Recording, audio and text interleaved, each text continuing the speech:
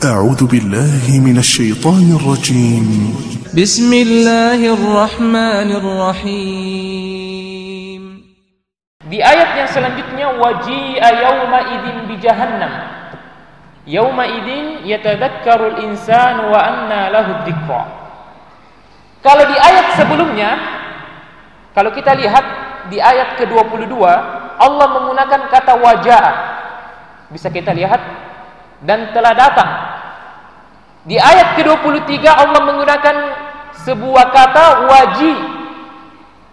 Waji dalam bahasa Arab ini adalah fi'lu bina al-majhul. Apa itu fi'lu bina al-majhul? Bahwa al-jahannam, jahannam ini, neraka Allah itu didatangkan. Dia tidak datang sendiri, tapi Allah Subhanahu wa taala yang mendatangkan neraka Allah. Jadi kalau yang pertama waja'a rabbuka, Allah datang sendirinya. Adapun waji itu didatangkan oleh Allah Subhanahu wa taala. Di sini disebutkan oleh Imam Ibnu Katsir, qala al-Imam Muslim Ibnu Al-Hajjaj fi sahihihi, beliau mengutip satu hadis yang diriwayatkan oleh Ibnu Mas'ud bahwa ketika Jahannam itu datang, ketika hari pembalasan telah ditegakkan oleh Allah Subhanahu wa taala, kemudian didatangkan neraka Allah, ini ditarik oleh 70.000 ikatan, yang mana setiap ikatan itu ada 70.000 dari malaikat yang menarik. Saking besarnya ini neraka Allah Subhanahu wa taala. 70.000 ikatan, yang setiap ikatannya ditarik oleh 70.000 malaikat. Yang di dalam sebuah hadis disebutkan bahwa besarnya malaikat Allah itu antara daun telinganya sampai pundaknya itu perjalanan 700 tahun. 700 tahun. Bagaimana dahsyatnya dan besarnya malaikat. Bagaimana lagi besarnya neraka Allah.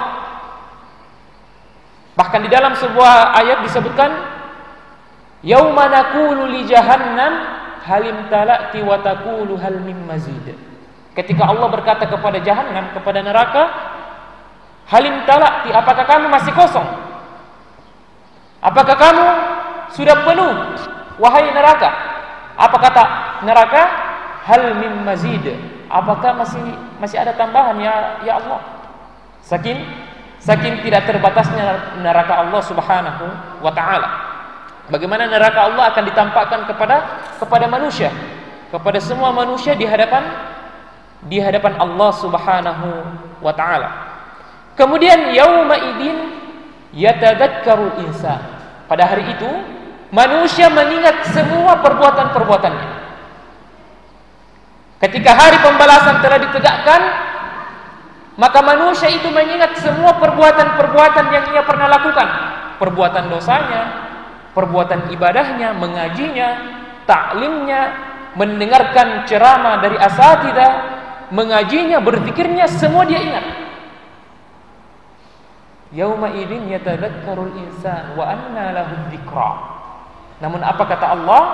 Wa anna lahu dzikra. Apakah bermanfaat ingatannya itu? Tidak bermanfaat lagi ingatan mereka, orang-orang yang tidak menggunakan waktu-waktunya untuk beribadah kepada Allah Subhanahu wa taala. Dan ini sangat banyak ayat-ayat di dalam Al-Qur'an bagaimana mereka itu mengingat perbuatan-perbuatan mereka ketika Allah Subhanahu wa taala menyingkap perbuatan-perbuatan mereka.